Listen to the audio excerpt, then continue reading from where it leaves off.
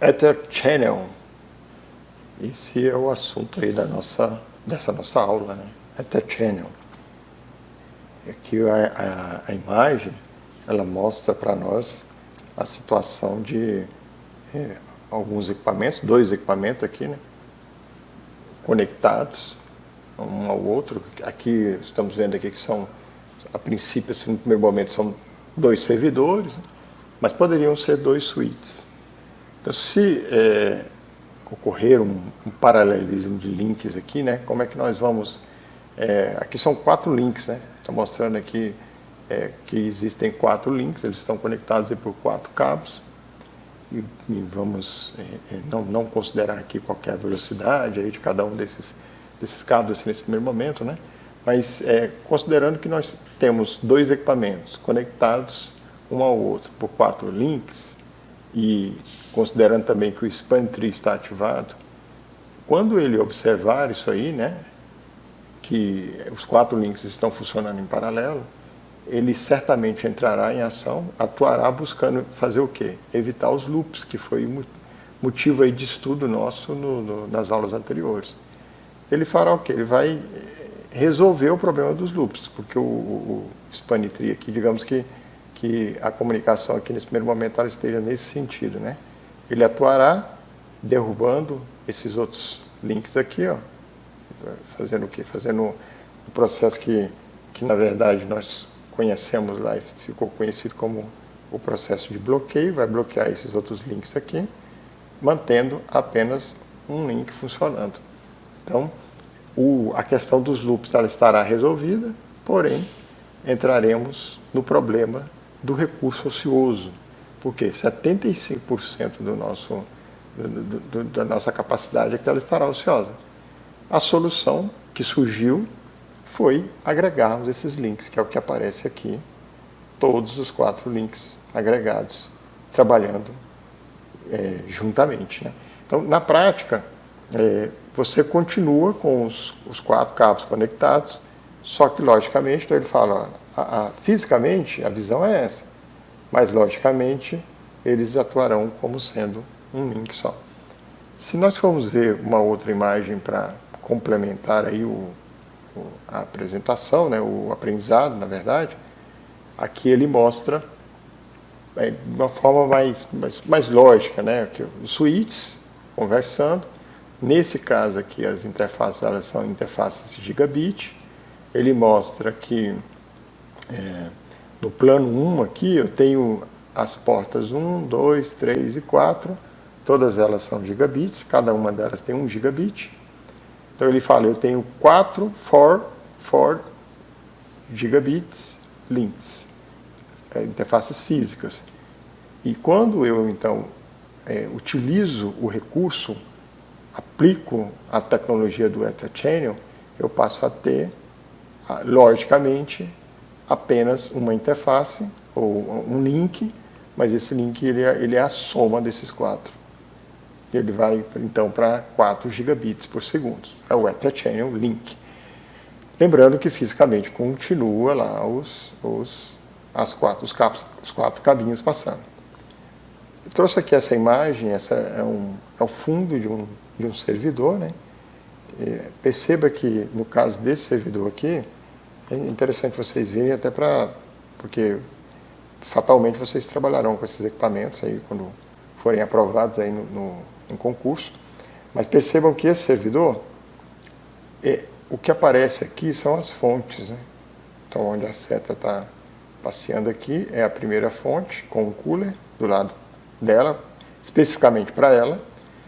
Aqui eu tenho uma outra fonte que ela também tem um cooler aqui para ela. Aqui está melhor enquadrado, agora que você percebe aqui, né, que são fontes de 2.800 watts. Eu tenho aqui uma outra fonte. Então esse servidor aqui ele tem uma redundância de 4 fontes. Então, consideravelmente, é uma redundância considerável, né? Então eu tenho uma redundância aqui, ó. Se essa fonte aqui falhar, eu tenho essa outra fonte. Se essa outra falhar, eu tenho essa outra fonte. E assim sucessivamente. São 4 fontes. Não é pouca coisa, não.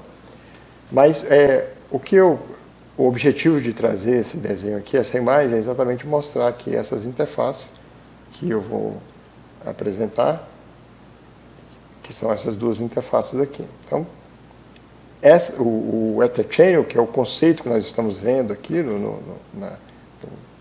especificamente nessa aula, ele será utilizado especificamente aqui. Então, quando ele fala aqui em 4 interfaces aqui, nesse caso desse servidor, ele tem apenas 2, né? Então, essas 2 interfaces aqui, elas poderiam ser usadas para fazer aí, nós temos aí o nosso link aggregation. Outra interface que aparece aqui também, que talvez não esteja tão destacado, né, mas aqui aparece a interface, a gente vê claramente que é uma interface, mas aparece aqui também um nome que está bem pequenininho aqui, ele aparece meio que escondido, né? Eu vou botar aqui a seta aqui na cor vermelha, que é uma interface que nós chamamos de IDRAC. Então, essa interface IDRAC, ela é uma interface de gerência, né? O objetivo dela é exatamente que caso você perca contato com o seu equipamento, com o seu servidor, tendo consciência de que ele está energizado, você tentar fazer um acesso a ele um acesso direto por meio dessa interface de gerência.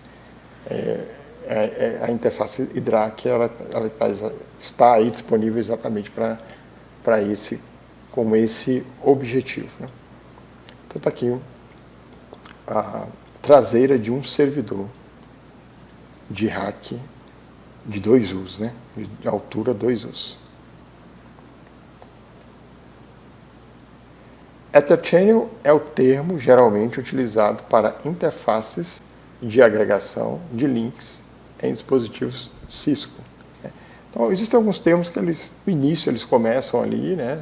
A Cisco ela inicia com algumas tecnologias, dá um pontapé inicial, e depois isso cai no popular, ali, cai na graça dos demais, né? Se torna conhecido de todos, né?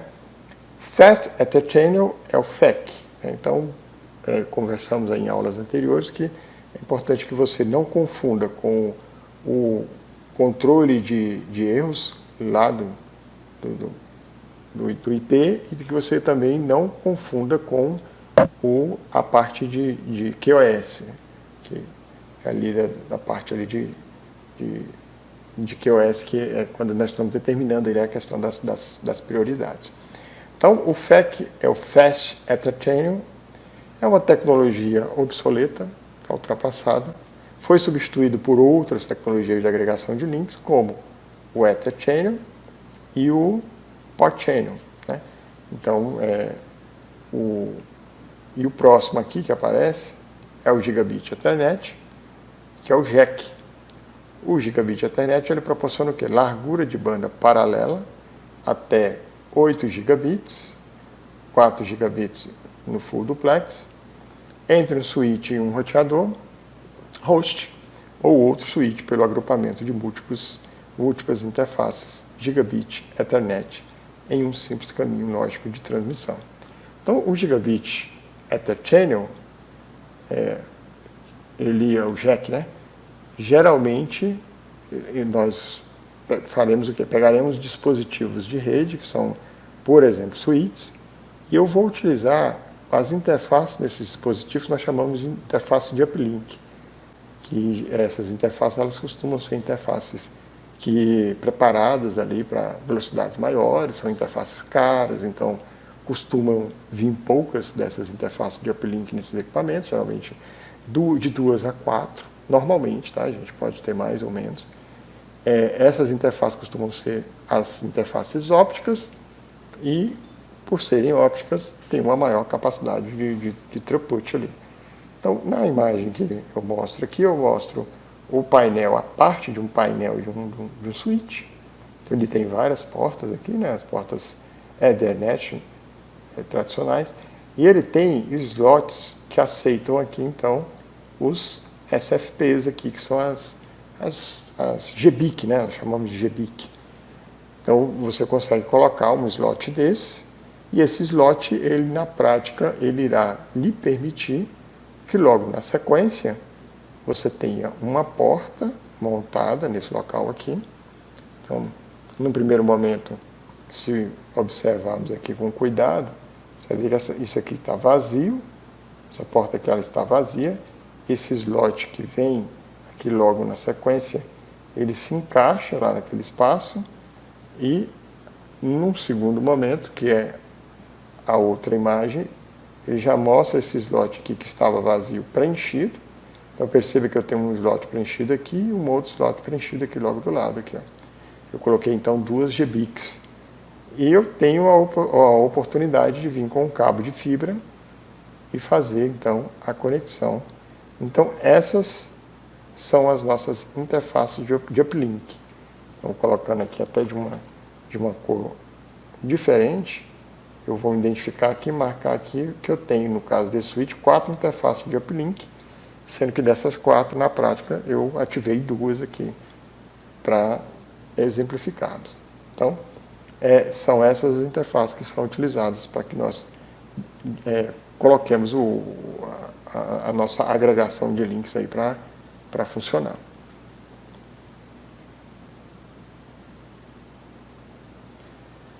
O Link Aggregation, ele permite a agregação de diversas portas para incrementar a velocidade do link na comunicação full duplex entre 2 dispositivos. O Link Aggregation, ele evita os estados de bloqueios ou loops para as portas agregadas, tratando todas elas como se fossem uma única interface. Então, é aquela questão mostrada em relação ao Span Tree, né? Span Tree identificando que existem as interfaces ali trabalhando em paralelo, ele certamente quererá derrubar um grupo delas, mantendo só uma funcionando, mas o que diz aqui o último item, né, ele informa que para o Span Tree, SNMP e VLANs, as interfaces são tratadas como um único link lógico. Então, nesse caso, pelo fato de nós termos agregado as interfaces, nós não teremos aquele problema que o Span Tree causa da desativação de algumas interfaces, de alguns canais, criando uma perda, né, de recursos no meu link, na minha rede.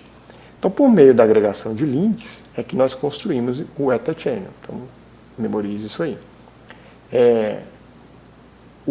Esse último item aqui que fala sobre o Span Tree, o SNMP e VLANs, o que diz aí, na essência, é que elas deixam de serem tratadas como essas interfaces, esses links, eles deixam de serem tratados como links paralelos e passam a serem tratados como um link lógico só. Lembrando que elas precisam, aí esse ponto é importante, tá, pessoal? Elas precisam ser iguais, tanto na tecnologia quanto na taxa de transmissão. Então, se eu tenho um switch aqui desse lado, eu tenho esse outro switch aqui desse outro lado, e eu farei link aggregation com essas interfaces aqui, ó. Então, eu desejo fazer o link aggregation aqui, porque na prática elas já estão conectadas, né?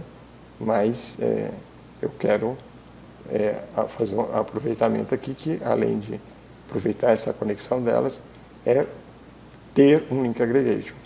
Então, para que isso aqui de fato funcione, que é o link aggregation, tanto aqui quanto aqui precisa ser igual em relação ao quê? A tecnologia precisa ser a mesma e a taxa de transmissão tem que ser a mesma. Então, se eu tenho um equipamento Cisco aqui, provavelmente eu só vou conseguir fazer link aggregation com outro equipamento Cisco lá do outro lado. Se é HP, teria que ser HP aqui. E a taxa de transmissão também precisa ser a mesma. Isso é um ponto importante. O protocolo LACP é parte da especificação 802.3AD para Link Aggregation. E ele permite que switches, servidores, negociem automaticamente. Então, essa aqui é a palavra-chave para o LACP. Ó. Ele negocia automaticamente. Então, guarda isso aí, porque ele diz aqui, ó, o grupo de portas é em diferentes fabricantes. Então, para lembrar aqui do LACP, o que ele faz? É só lembrar do AD de adição. AD de adicionar, né? Adição. Ele faz o quê? Agregação automática de links. Ambas as portas deverão oferecer suporte ao protocolo para o correto funcionamento do Link Aggregation. Alguns modelos de switches poderão utilizar o PAGP da Cisco ou o modo estático das interfaces. Sugerimos a utilização do protocolo LACP, que é suportado pela grande maioria dos fabricantes. Então, mais uma vez aqui, ó, uma tecnologia que a Cisco tem um equivalente, e se você for pesquisar e investigar, provavelmente vai descobrir que talvez foi até a Cisco que começou essa, porque eles têm um parque, né, de pesquisa muito grande. Então, o PAGP, ele é o equivalente do LACP lá do lado da Cisco. Então, encerramos aqui essa aula. Fica o meu abraço. Nos vemos no próximo encontro. Tchau, tchau.